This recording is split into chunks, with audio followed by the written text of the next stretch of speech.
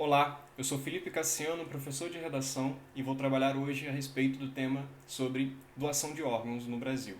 Nós vamos tentar falar sobre quais são os desafios que temos em nossa sociedade que impedem a completude dessa situação tão importante que é a doação de órgãos, que é a importância do transplante de órgãos no Brasil. Então é o seguinte, a primeira coisa que a gente precisa saber é que existem dois tipos de doação de órgão. Doação em vida, que é quando você faz doação de órgãos não vitais, e aí, claro, são órgãos que você vai doar somente para pessoas da família. Então, dentro dessa questão, existe uma lei, que é a lei de 1997, que é a lei de transplante de órgãos, e que definiu que os órgãos doados em vida só podem ser doados para famílias para evitar casos de tráfico de órgãos ou outros casos, outros crimes relacionados a isso. Se eu vou doar em vida para alguém que não é minha família, eu preciso de uma autorização judicial. E existe a doação já com morte encefálica, que é quando nós temos a doação de órgãos vitais, e aí vai ter essa necessidade da aprovação familiar. Então, basicamente, são esses dois tipos de doação que existem. O Brasil ele é destaque quando a gente fala sobre transplante de órgãos no mundo. Em números absolutos, ele é o segundo maior transplantador de órgãos no planeta. Claro que quando a gente fala sobre por milhão, os números acabam sendo um pouco fora do ideal. Só para a gente ter uma ideia, atualmente, os últimos dados de 2019 são que a gente tem 17 doadores de órgãos para cada milhão de habitantes, quando o ideal, o mínimo que se espera é que sejam 21 pessoas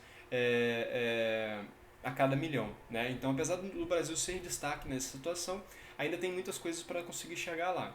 Outra coisa muito importante que a gente, quando fala do Brasil, é que o SUS é responsável por mais de 95% dos transplantes de órgão no Brasil. Então, o Brasil possui o maior sistema público relacionado à questão de doação e de transplante de órgão. Então, é um país desenvolvido e destaque quando a gente fala sobre essa questão tão importante.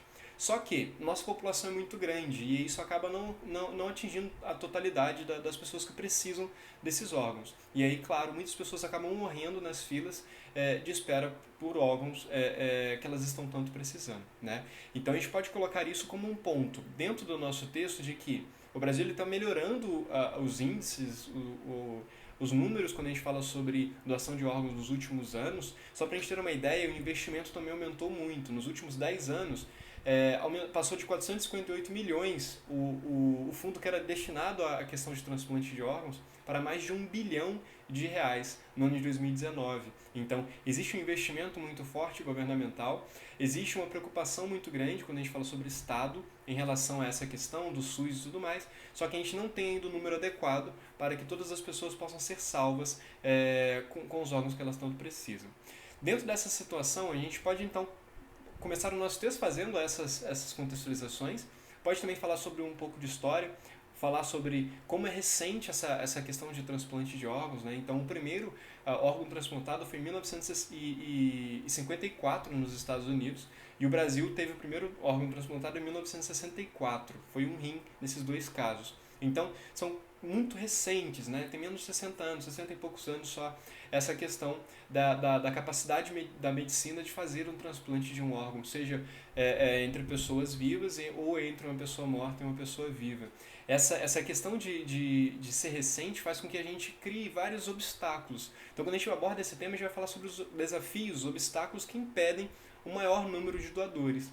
O principal deles, o primeiro deles é a questão da informação. Né? Então, existe pouca informação quando a gente fala sobre esse assunto no Brasil.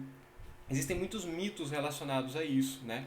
E como existe uma lei de 1997 que fala sobre a lei de transplante de órgãos e que definiu sobre algumas regras para a pessoa doar em vida e também, claro, após a morte encefálica. No início existia a doação presumida, que era o seguinte: se a pessoa não declarou não doadora, ela teria a possibilidade, em uma morte encefálica, de doar os órgãos independentemente de a família querer ou não, independentemente se ela tiver declarado ou não. Só que isso causou muita confusão, a sociedade, de uma maneira geral, brasileira não encarou isso muito bem. Só para a gente ter uma ideia, esse registro era feito na identidade, seja no RG ou na Carteira Nacional de Habilitação. Só que a partir de 2001 esse caiu e aí passou de ser uma doação presumida para uma doação consentida, quando a gente fala sobre morte encefálica, obviamente. E aí, a partir de 2001, a família que decide se os órgãos daquela pessoa que morreu, teve morte encefálica, poderão ser retirados, poderão ser doados, caso haja ali compatibilidade com outra pessoa. Então, essa mudança de lei fez com que aumentassem muitos os casos em que as pessoas não sabem muito bem o que fazer, né? Então a família ela acaba sendo responsabilizada por causa dessa doação consentida e acaba causando um certo problema quando a gente fala sobre o número de órgãos que poderiam ser transplantados, né? Obviamente existem vários projetos de lei, atualmente tem 51 projetos de lei rolando no Senado ou e na Câmara, a respeito da mudança dessa doação consentida para a doação presumida, voltar um pouquinho no tempo nessa questão da legislativa. Mas ainda existem muitas discussões e a gente não sabe se isso vai ser resolvido ainda este ano ou no ano que vem. Então a gente sabe que a família é o principal problema quando a gente aborda a doação de órgãos de pessoas com morte encefálica. E aí a gente pode colocar isso como um argumento forte, né? Fazer um parágrafo inteiro falando sobre a família. O porquê que a família não aceita que seu ente querido tenha os seus órgãos doados? A gente pode falar sobre várias coisas, né? Existe ainda uma resistência muito grande. Existe um medo ainda de que aquele familiar ainda esteja vivo, né? Então, só para a gente ter uma ideia, o Brasil ele tem uma das regras, das normas para declarar uma morte encefálica mais rígidas do mundo. É preciso passar por 2 médicos diferentes e fazer 2 exames muito aprofundados. Então, dificilmente, quase impossível no Brasil uma pessoa ser declarada com morte encefálica e ela ainda estar viva.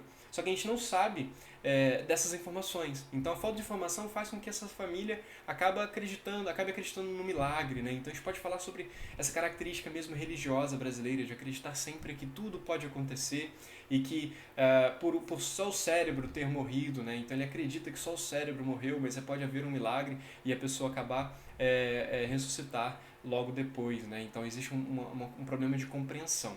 Outra questão também é um descrédito no processo, né? De achar que ao retirar o órgão daquele ente que acabou de falecer, o corpo vai ficar desfigurado ou vai demorar mais para liberar o corpo e vai ser todo aquele processo. Então, eles acreditam que essa burocratização que existe ou na cabeça das pessoas existe, acaba dificultando de fato a reflexão, né? e a doação desses órgãos. Dentro dessa característica, a gente pode citar algumas questões bastante importantes, né, de intertextualidade. A gente pode falar sobre a passionalidade do povo brasileiro. Aí a gente pode citar um Homem Cordial, de Sérgio Buarque de Holanda, sociólogo brasileiro, muito importante, e que ele diz que o brasileiro é um homem cordial porque ele toma as decisões com o coração, não com a razão.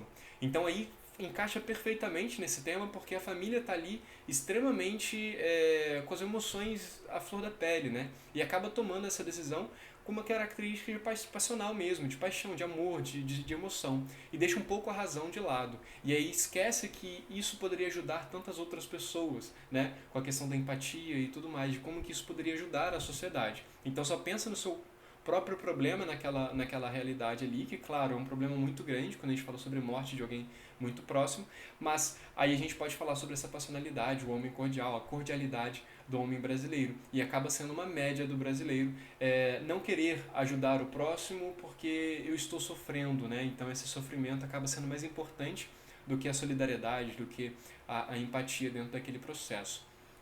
Relacionado a isso, a gente ainda pode falar como que essas informações elas acabam sendo deturpadas por causa do tabu que é a morte, né? Então a gente vive uma sociedade, a sociedade brasileira, em que a morte é um grande tabu. Falar sobre morte, falar sobre coisas depois da morte, em relação a um caso aqui de retirar os órgãos para doação, ainda é um tabu. A gente não fala isso livremente. Então, vivos a gente não comenta com a família naturalmente. Olha, se eu morrer e tiver morte encefálica, eu quero que meus órgãos sejam doados.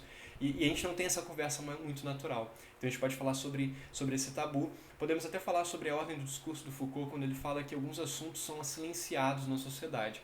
A morte é um dos assuntos silenciados e que acaba, dentro de um país latino e passional como o Brasil, isso acaba sendo mais forte. A gente acaba deixando muitas coisas de lado, muitos problemas de serem discutidos, a gente deixa de discutir muitas coisas. Outro problema que cabe você colocar aí é a infraestrutura.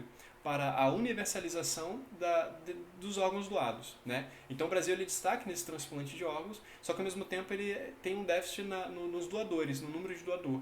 Só para a gente ter uma ideia, é mais ou menos 40% o número dos familiares que aceitam a doação de órgãos dos seus entes queridos que já morreram por morte encefálica, né? Então é um número muito baixo, na verdade muito alto daqueles que negam, né? Então a gente coloca isso como uma característica no sentido de existe transplante que é, como eu falei, em número absoluto muito grande no Brasil, só que o Brasil é um país muito grande, numeroso, então, em termos de população. Isso acaba priorizando as pessoas que estão próximas às áreas em que tem hospitais com capacidade de coleta e ainda meios de levar esse órgão até mais próximo. Então a gente fala sobre essa infraestrutura, nos grandes centros não existe muito esse problema. O problema é mais nos interiores do país, seja o interior do país ou o interior mesmo dos estados, porque esses postos de coleta, esses pontos de coleta, geralmente acontecem e estão presentes nas capitais, né? Então existe uma concentração muito grande em alguns estados. Por exemplo, o Paraná é destaque quando a gente fala sobre transplante de órgãos. E existem alguns estados no norte, nordeste, por exemplo, que têm uma imensa dificuldade de encontrar órgãos compatíveis. E aí a gente pode falar sobre essa questão da infraestrutura. Então, uma nacionalização, trazer uma nacionalização das campanhas, das formas como a gente vai colocar a doação de órgãos no Brasil. Então, a gente coloca isso também como problema. E, claro, citar a ideia do fluxo logístico, né? Tem que ter postos de coleta, de transplante, de doação, próximo de cidades estrategicamente localizadas, para que aquele órgão possa chegar mais rapidamente à pessoa que precisa. Porque a maioria dos órgãos são questão de hora, tem que chegar a pessoa que precisa em questão de horas. Então isso é muito inviável quando a gente fala sobre o Brasil ser tão grande e o número de doadores ainda não ser o adequado, né? Então a gente pode colocar isso dentro do nosso texto. Como então eu soluciono um problema como este? Eu preciso trabalhar várias coisas, né? Primeiro, a informação. Eu preciso dar informação para toda a população para que ela saiba de fato do que se trata esse problema, né? Então, a informação de como que é a doação de órgãos, como que é feito o transplante de órgãos, a informação de como que existe a notificação da morte encefálica, a informação de como que é feito o transplante ainda em vida, a informação da maneira completa, né? Então, por exemplo, existe um dia de conscientização que é o dia 27 de setembro, que é o dia da doação de órgãos no Brasil, que desde 2017 tem aí a intenção de trazer conscientização e informação para a população. Só que o que acontece? Existem campanhas que acabam sendo sazonais. Por exemplo, na semana passada, estamos gravando esse vídeo agora em outubro, na semana passada, no dia da doação de órgãos no Brasil, foi veiculada a propaganda nacional, a campanha nacional de doação de órgãos de 2020.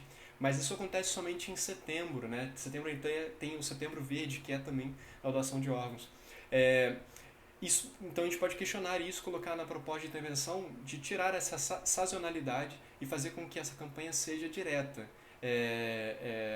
em todo momento do ano, né? Em todos os meses do ano, para que a gente possa ganhar essa consciência. Então isso é bastante importante.